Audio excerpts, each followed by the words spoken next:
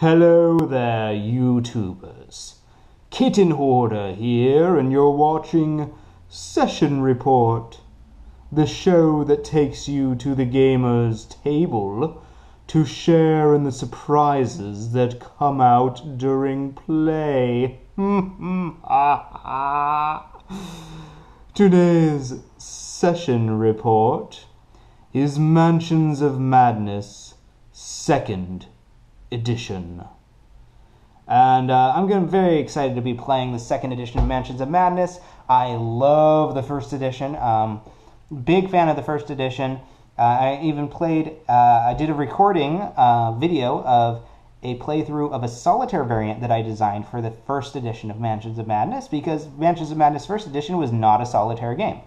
But no solo variant can compete with a from the ground up fully cooperative game, or at least very rarely, and that's what Mansions of Madness 2nd Edition is. In Mansions of Madness 1st Edition, you had 1 to 4 players playing investigators in a sort of a Lovecraftian 1920s milieu, and then you had 1 player playing the Keeper, and the Keeper would secretly set up this elaborate mansion or manor house or cabin in the woods or what have you, depending on the scenario, and secretly seed each room with various search cards. And the search cards could be anything from bandages and axes to books of spells to keys that would unlock cabinets that would contain clues to whatever mystery is going on.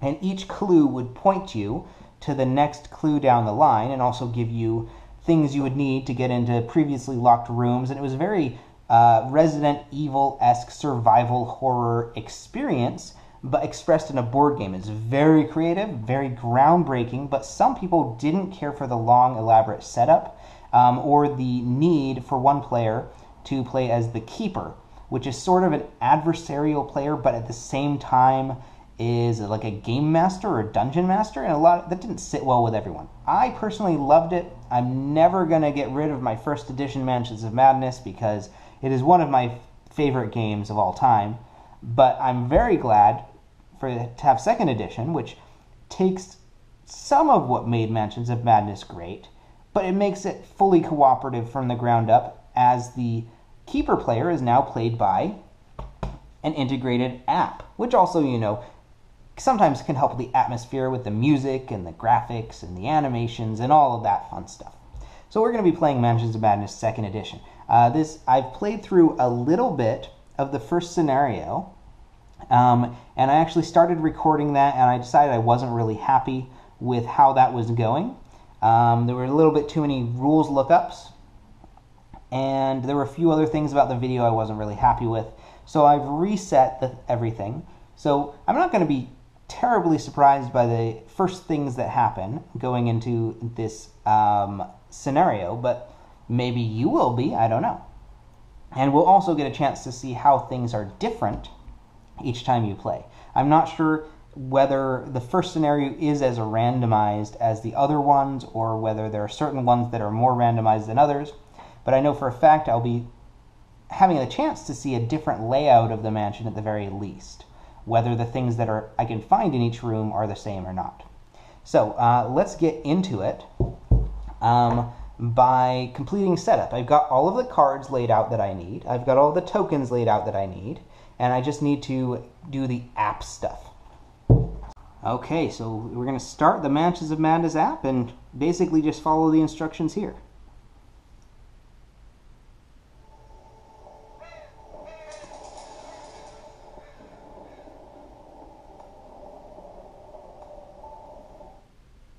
Alright, we're doing Cycle of Eternity. After a rash of disappearances, your investigation brings you to the Vanderbilt Mansion during a meeting of a particular astronomical society. Can you unravel the mystery before the Cycle of Eternity turns once more? Let's start by selecting our investigators. Alright, so let's pick some of the new ones that come in this set. I'm going to have Preston Fairmont. Let's do William Yorick. And let's do Agatha Crane, the parapsychologist. And finally, Well, what the heck? Let's do Dexter Drake, one of my favorites. The Magician. And I could pick another one, but I think 4 is plenty. So, investigators begin the scenario with the following, and each investigator begins with 2 clues. So we got flesh ward, we got candles, a crowbar, magnifying glass, and bandages. So, let's get well, I've already got 2 of the cards because I was playing with these in my previous scenario, and the figures go with them. You'll notice that Agatha Crane has lost a hand to some sort of an occult incident. We're not going to talk about that, but I will be talking to Fantasy Flight Games about that. As far as I know, she's never had a hand in my box, at least, but I know she is meant to. So we got 1 copy of the spell Flesh Ward. When you gain a spell, you're going to shuffle these up and gain a random copy. And we also need bandages. We need candles. We need a crowbar. That would be earlier on. A crowbar. And a magnifying glass. Okay. Not a lot to start out with. We're going to need to search for our items. So I've distributed the starting items as I see fit. Agatha Crane's beginning with some bandages. Preston Fairmont, the Millionaire, is beginning with a magnifying glass. Dexter Drake is beginning with a spell, Flesh Ward, and some candles. And William Yorick, the Gravedigger, is beginning with a crowbar. And before I forget, they each begin with 2 clue tokens because they have some idea of what's going on in this eldritch scenario. But let's hear their backstories. Agatha Crane. Agatha Crane has degrees in mathematics and psychology. She is a rational, intelligent woman who believes that reason is the antidote to superstition, that evidence is required for argument, and that even the most complex mysteries of the natural world and human mind can be understood rationally. Why, then, she dedicates so much of her research to so-called extrasensory perception and the evidence of ghosts is a baffling mystery to almost everyone who knows her. Agatha calls her field of study parapsychology in an attempt to remove the stigma associated with the occult in respectable academic circles. Her search for test subjects and data continually leads her to dangerous places and disreputable people, much to the despair of her long-suffering husband Wilbur. But she is committed to her task for reasons that only she seems to know. She has a special ability. After you resolve a horror check, gain 1 clue token. We've also got Preston Fairmont. Preston Fairmont never thought much about where his family's money came from. All he knew was that he had plenty, and he took great advantage of it wherever possible. His father seemed troubled at times and tried to explain about his grandfather's business and the demands of something called the Order of the Silver Twilight, but Preston never paid any mind. At best, it was boring, and at worst, when his father seemed the most distraught, it was insane. Then his father died. Recently, Preston attended a séance hosted by a fashionable young lady of his acquaintance. She promised him a night to remember, and she certainly delivered. His father appeared right there above the table, and Preston was not the only one who saw it. Since then, he has pulled out the trunk of his father's old things and started thinking a lot about where his family got their money. Dexter Drake. Preston has the ability, once per round, when you gain an item, you may flip 1 horror face down, or discard 1 face down horror. So he can forget about things very easily if he keeps getting stuff. Sounds like a little bit spoiled, I guess. Dexter Drake. Dexter Drake returned from the Great War to become a successful magician, enthralling audiences with his elaborate illusions and cunning stage tricks. Despite his meteoric success, Dexter always longed to discover true magic. This desire soon led him into the reserve section of a dust-filled shop dedicated to obscure books. There he found a burnt and torn fragment of the Necronomicon itself. Intrigued by this ancient piece of occult knowledge, Dexter began to use his wealth in search of the truth about ancient lore, and what he found horrified him. His delving into the arcane eventually led him to a variety of investigations where he has discovered a great evil that will soon rise. He knows that he may well be the only person with the ability to stop this evil from swallowing the entire world. Dexter Drake has the ability, once per round, when you gain a spell, become focused. And finally, William Yorick, the Gravedigger. William York never wanted to be a gravedigger. He'd wanted to be an actor, and had worked for years in Boston, taking whatever parts were available. Oh God, am I going to have to do a Boston accent for this guy? Shakespeare was the best stuff, of course, and William's focus was on Shakespearean acting, but after many years and hardly any roles, he was forced to admit that the stage was probably not his destiny. Grave digging was tedious work, but the dead made for an excellent audience, and William always did love a soliloquy. But the job took a turn for the strange when an odd and inhuman corpses started turning up and then vanishing. When William asked around at the university, all he got was shrugs and strange people following him home at night. Ever since, he has been looking into all manner of bizarre occurrence, disappearance, or strange sighting. It seems as if a new act is beginning. And he's got the ability, whenever a monster is defeated, gain 1 clue. Alright, so we're going to begin the scenario. So let's see the intro. Alright, from the shunned house. For even the greatest of horrors, irony is seldom absent. Sometimes it enters directly into the composition of the events, while sometimes it relates only to their fortuitous position among persons and places. You slumped into your office chair after another long day of interviews. You've been investigating the disappearances surrounding a wealthy neighborhood for 2 weeks, but you have nothing to show for it. The telephone rings. You answer, and hear the panicked voice of an older man. Is this the investigator who visited the Vanderbilt estate? You flip through the files on your desk. William Vanderbilt, a wealthy bachelor, mother recently deceased. He has refused to meet with you, but you were able to speak to several members of his serving staff. This is Eugene, Mr. Vanderbilt's butler. I didn't know who else to call. The police think I'm crazy. Unnatural things have started happening here. I'm worried for my master. I think he's in danger. Please, help. Finally, a lead. You hang up the phone, throw on your coat, and leave for the Vanderbilt estate.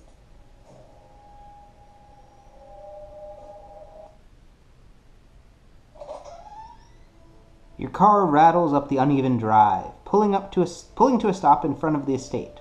Several cars and carriages are parked along the drive. However, the butler who contacted you is nowhere to be seen. You knock on the large oak door to no response. Fearing something has happened, you try the handle, and the door swings open into a lavish entryway. Place the lobby tile and walls as indicated. Okay, so let's get the lobby tile out. It's in this large stack. So let's just start digging through it. I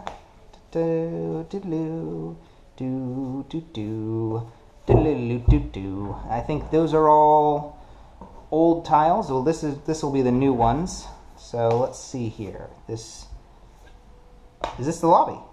No, that is a lounge. All right. Okay, there we go. The lobby is here.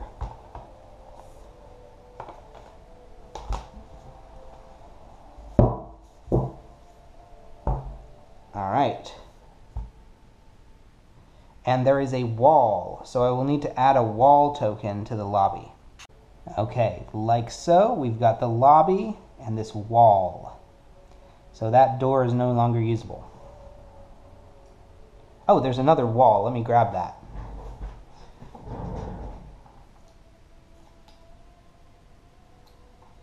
Okay. The other wall, I believe, was up here. You step into the warmth of the house. A strange stillness hangs in the air, and your footsteps echo through the quiet entrance. Place your investigator figures as indicated. So everybody's going to begin right here.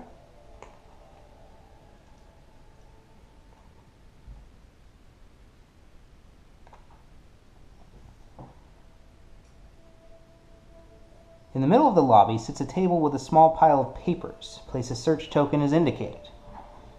So there's some papers here. That might be a clue. A table with a telephone sits at the top of the staircase on the right.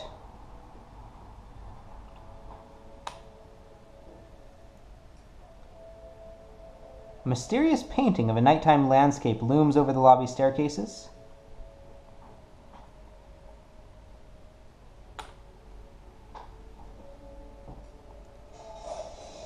Silence is broken by the muffled shouts and sounds of crashing pots and pans coming from the door on your left. Place an Explorer token as indicated.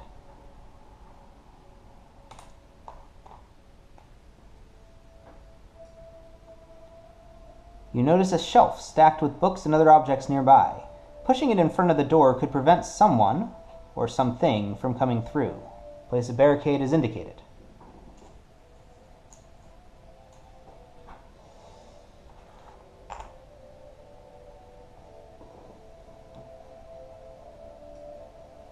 The other doors lead into the mansion.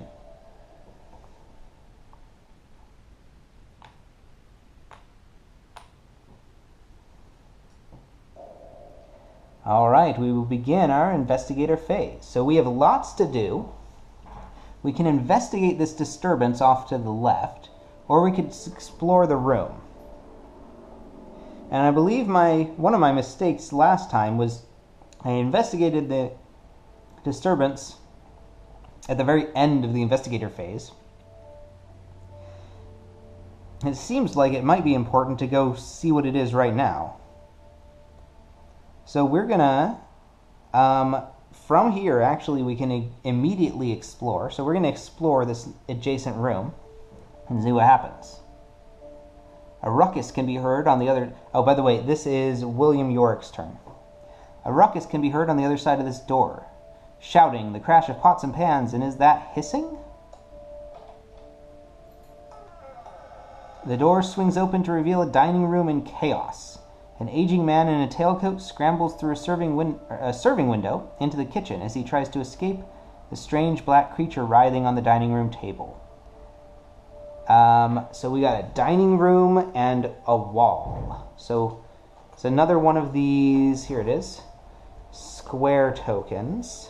Let's find the dining room. That doesn't look like a dining room. This could be a dining room. Yes, there's the dining room.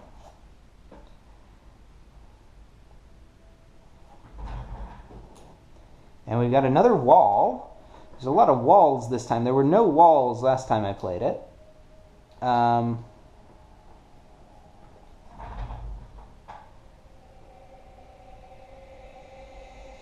Alright, well, that's not the wall tile they've shown me. It's actually this one. Not that it makes a difference. Just sort of fits the atmosphere better, I guess. Let me put these walls closer within reach, because I have a feeling I'm going to be needing them a lot. Okay.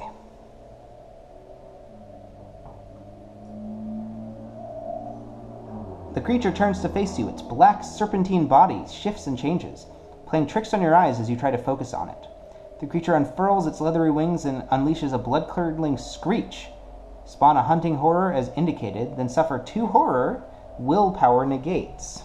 So, let's get this hunting horror out.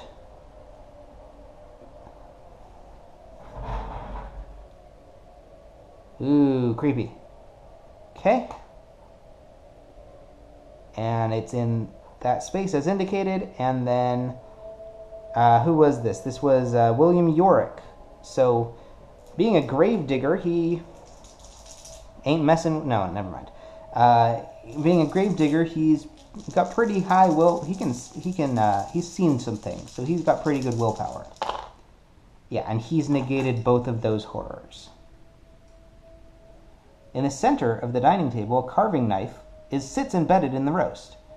Place the knife common item as indicated. An investigator can pick up an item in his space as part of the trade action. So we've got a knife.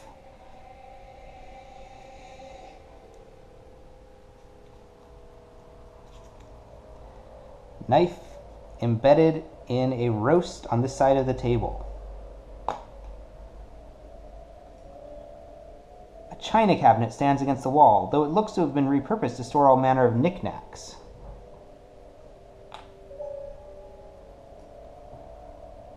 You can see the kitchen through the serving window. Most of the cabinets are ajar due to the food preparation.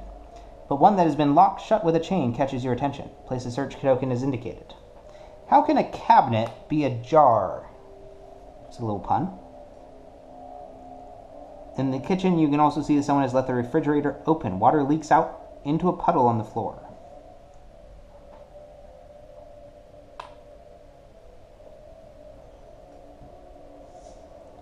You spot the old man you saw climbing through the serving window, huddling in a corner behind the oven. Sweat beads off his brow, his eyes bulge in terror.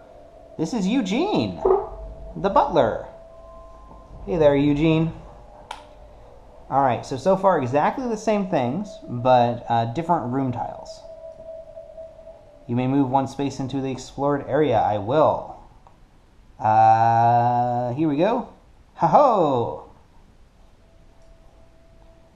And then I still have one more action.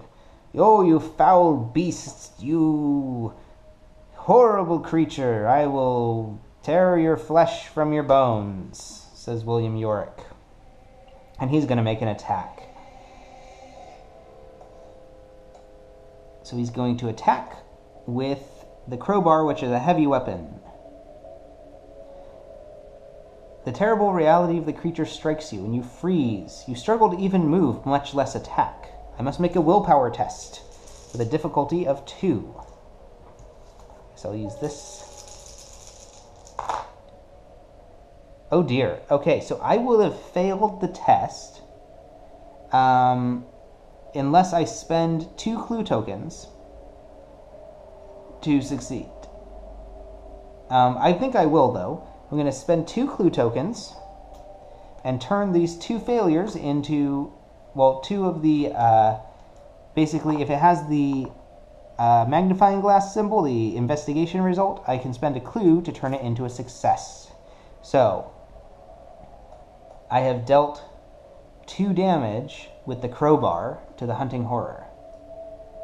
And that would be it. That is William Yorick's turn.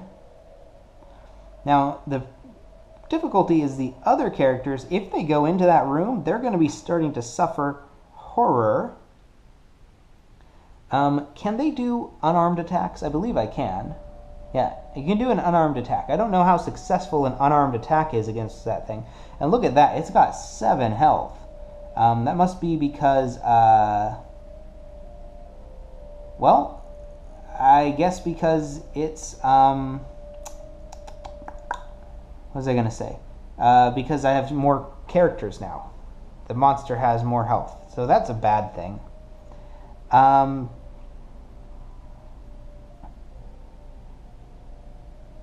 Let's find somebody with high agility. That would be Preston Fairmont. He's going to go into the room. So Preston Fairmont is heading into the room. And he's going to try and pick up this knife. Now, because he's picking up the knife, he has to do an evade check. So let's see. Anything you do that's not attacking, you have to do an evade check. Yep. The creature rises up above you, where you lose track of it in the gloom. Suffer 2 damage. Your observation -1 negates. Now, luckily, he's got a magnifying glass. So he's like holding up the magnifying glass in front of his eye, trying to see where this creature has gone in the gloom. So he's going to get an additional die to roll on this. He rolls 3 dice on this. And he's got 1 success. And I will leave it at that. 1 success for him. So he's going to suffer 1 damage. So it means I draw one of these cards and resolve it. Grim Resolve. The injury is serious, but you will not allow it to slow you down. The stakes are too high for that. Become focused, then flip this card face down. So I've become focused. Let's see what that means. Focused. You may discard this card to convert all of the magnifying glasses to successes when resolving a test. Very nice. And he has picked up the knife. So now Preston Fairmont has a knife. Okay, I think those 2 are going to keep working on killing that monster. The rest are going to explore. So let's begin with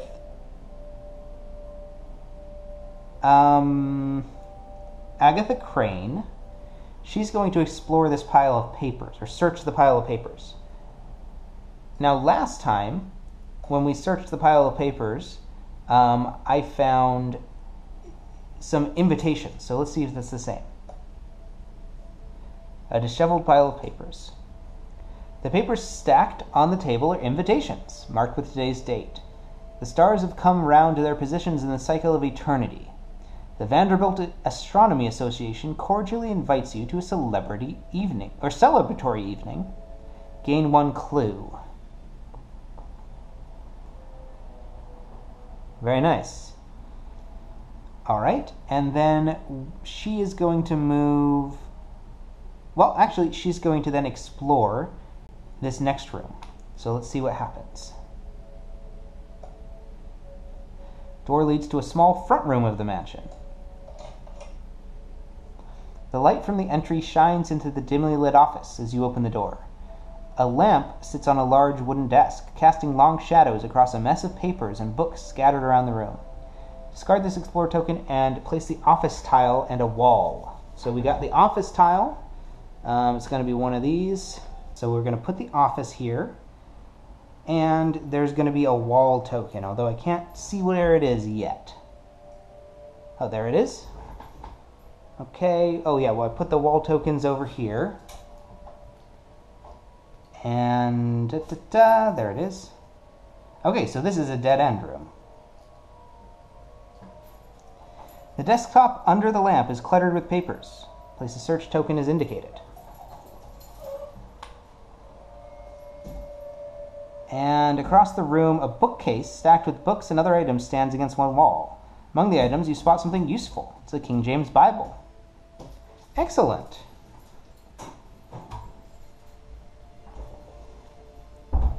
King James Bible. There we go. You may move 1 space. I will. I will move in here. All right, we've got one more turn. It's Dexter Drake. So I believe Dexter is going to go up here and check out this painting. Yeah, that seems logical. I don't know, maybe he should go check out the painting, or maybe he should explore. Let's check out this painting up here. All right. A mysterious painting of a landscape under the night sky overlooks the lavish entryway. Shadowy figures can be seen amidst the landscape. However, something in the stars catches his interest. Ah, that's good. He's got great lore. So we're going to do a lore test and see how many results I can get. Oh my god, only 1. Dear Lord. Okay, so 1 result. I'll go with that. Your recollection of the constellations is hazy, but something about the painting rubs you the wrong way. There must be a detail you are missing. So I could still spend another turn later on and investigate this painting even more and see if I can figure out what I'm missing about it. That's pretty cool. All right, so it's time to move on to the mythos phase. All right, so I had an idea. So I can keep track of who's taken a turn. I got some of these. These are like person of interest tokens. They're not being used currently, so I'm just going to use them as long as I don't need them, and then if I do need them, I'll replace them with something else. These will keep track of whose turn it is. And it's funny because a lot of them actually look a little bit like the characters themselves. Suddenly, everything goes dark. This affects the investigator with the lowest lore. Who's got the lowest lore? That would be Preston Fairmont, the rich kid. Alright, let's see what happens to Preston. He staggers in the dark, attempting to discover what has happened to the lights. It's an observation roll. It requires 1 success. He's got the magnifying glass, so again, he can sort of hold that up in front of his eye and see if that can help him out. So he's rolling 4 dice. He's got a success. If you pass, you realize you have simply forgotten to open your eyes after blinking. Really? Preston, how inbred are you? Fucking rich kids. Okay. The hunting horror moves 3 spaces toward the investigator within range with the lowest agility. Now, range cannot be drawn through walls or doors, so that means it's going after somebody in the room. That would be Preston and Yorick, I believe. Lowest agility there would be Yorick. It attacks Yorick then. The creature coils one of its myriad appendages around you. Test your strength. You need 2 successes, Yorick. Alright, he's rolling 4 dice. He needs 2 successes. Oh, yes, 3 successes. Very nice. If you pass, you manage to force your way free of its writhing grip. If you fail, the beast overpowers you, and your breath is crushed from your lungs. Well, I didn't fail. Each investigator must resolve a horror check against the monster within range with the highest horror rating. Okay. So, let's begin with Yorick. The creature's keening cry rises all around you. Suffer 3 face-down horror, willpower negates. Well, remember, William Yorick is a gravedigger, so he's got pretty high willpower. He's seen some things. He's got 1 success only, unfortunately. So he suffers 2 face-down horror. 1, 2. Well, let's put the horror above him. We'll put the items next to him like that. Okay. If you suffer 1 or more horror, it seems the haunting notes become physical things, binding you to the ground, and you become restrained. So he's getting a restrained status. So what does restrained do? You cannot move voluntarily. At the end of your turn, discard this card. Alright, so I cannot move until the end of my next turn. And then, Fairmont is going to have to resolve a horror check. Same thing, actually. Alright, it's got a keening cry. I guess it's rising up all around everybody. So, rolling 3 dice here. And we've canceled 1, so we're going to take 2 face-down horror. And also become restrained. Alright, Fairmont.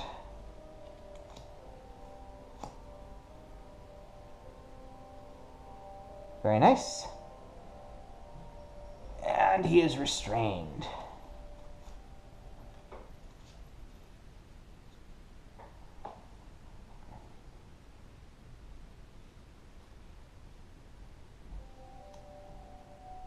Very nice. And that would be it. That's the end of the Mythos phase. So back to the investigator phase. Alright. So, the hunting horror. Let's try and deal with it. I will move all of these off of the investigators. And let's try and kill this thing. Alright. So, we'll begin with Preston Fairmont. He's going to attack it with his knife.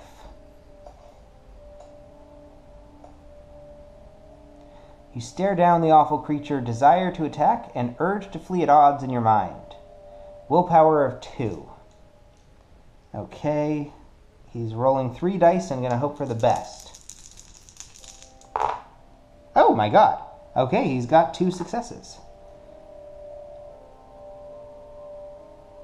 Roll 2 additional dice if the monster has suffered 3 or more damage. Oh, I forgot about that part.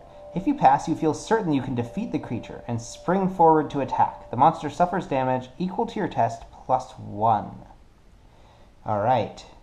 So I got 2 successes. Plus 1, so that is 3 damage. And I can attack it again.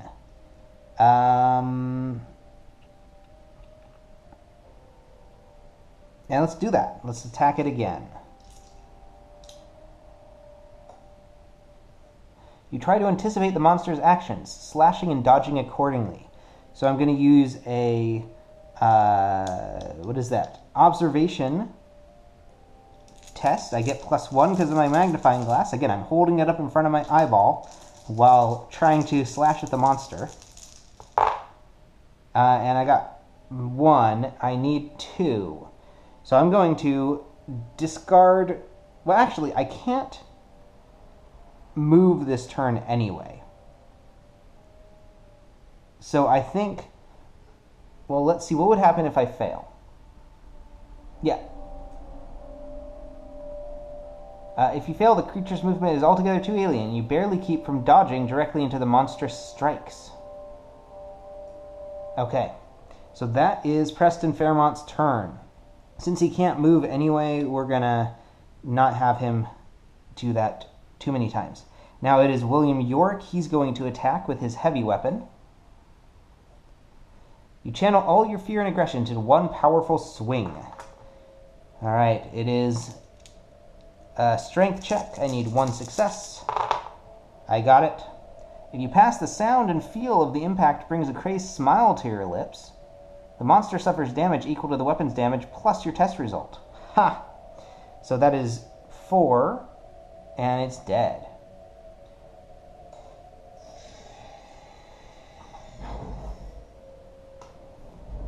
The creature lurches to the ground dead. Hearing the monster's final fate, the old man in the kitchen cautiously steps out. Move Eugene as indicated. Alright, and then we're gonna talk to Eugene, because since I can't move. The old man brushes himself off and tries to calm his shaking composure. You came just in time. Thank you so much for saving me. The name is Eugene. We spoke earlier today. I have heard noises from the attic, but the door is locked. I think something bad is going to happen. I'm going to ask him if he is okay, because last time I did that, it turned out pretty well for me. The butler puts on a weak smile, and the two of you chat for a minute. By the end of the conversation, he seems much calmer. Please take this with you. It has always brought me luck. Gain the Lucky Rabbit's Foot common item. Then each investigator in the dining room and kitchen discards 1 horror. So I lose a random horror card. It has to be random, although I haven't seen these, so I don't have to actually randomize them. So I'll just do a quick shuffle on that. Oh, all the way. By the way, the restrained effect is gone now. And I gain the Lucky Rabbit's Foot. Very nice.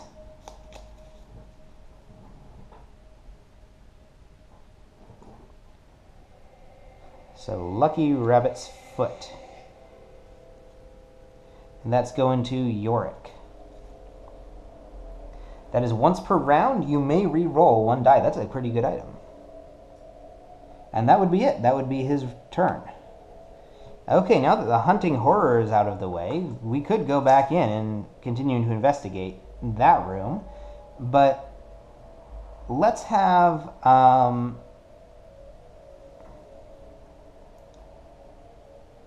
let's have Agatha go pick up the King James Bible. That's pretty much her turn. I don't believe, let me check the rules reference here, but I don't believe you can split your movement between actions. I might be wrong on that.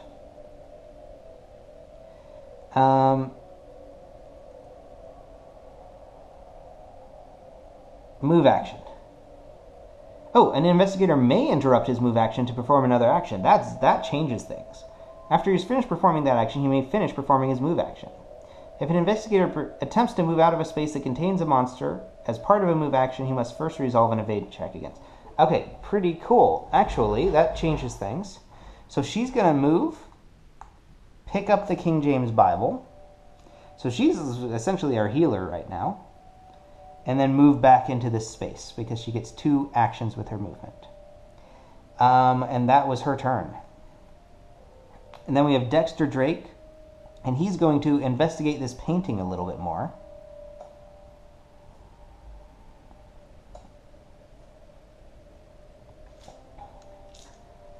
He's got 5 dice he can roll for his lore, so he's going to look at that. And he's got 3 successes. You identify several of the specks of light in the sky as planets. They are all occupying the same section of the sky as if coming into alignment, not unlike the planets in the sky tonight. Beneath the painting, a plaque reads, "In memory of Lilith Vanderbilt." Gain 2 clues. Oh, very nice. In memory of Lilith... Well, that's not a clue token. In memory of Lilith Vanderbilt. I wonder what that's about. All right, so he has explored that painting, and then he's going to explore out this door. So we're going to see what's out here. It's a hallway. The door opens into a dim hallway that winds through the heart of the mansion. Place the hall corner 2 and hall end tiles as indicated. Alright, I have placed the hallway tiles, so now we can continue exploring in this direction. A wooden desk stands against the wall. Okay. Someone acting in a hurry has knocked over a stack of papers. Okay. Yes, I can see that. 3 doors lead to other rooms in the mansion.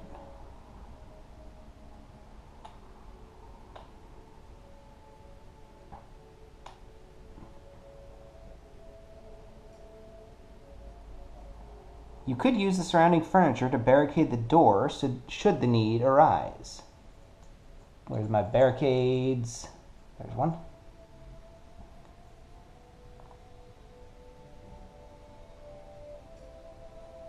You may move 1 space into the explored area. Alright, let's do that. And that would be his turn, and then we get another Mythos phase. And then I think we're going to wrap it up for tonight.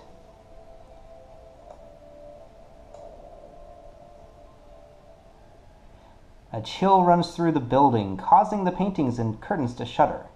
This Mythos event affects the investigator in a hall, office, or study with the highest influence. There's an office.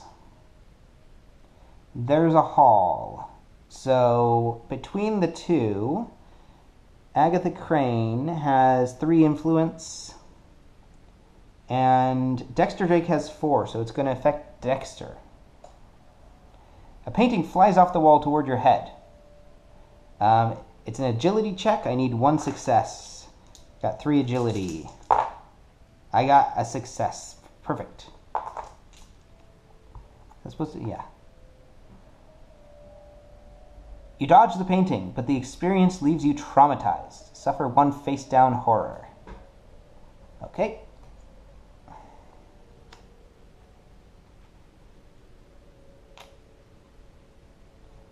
Very nice.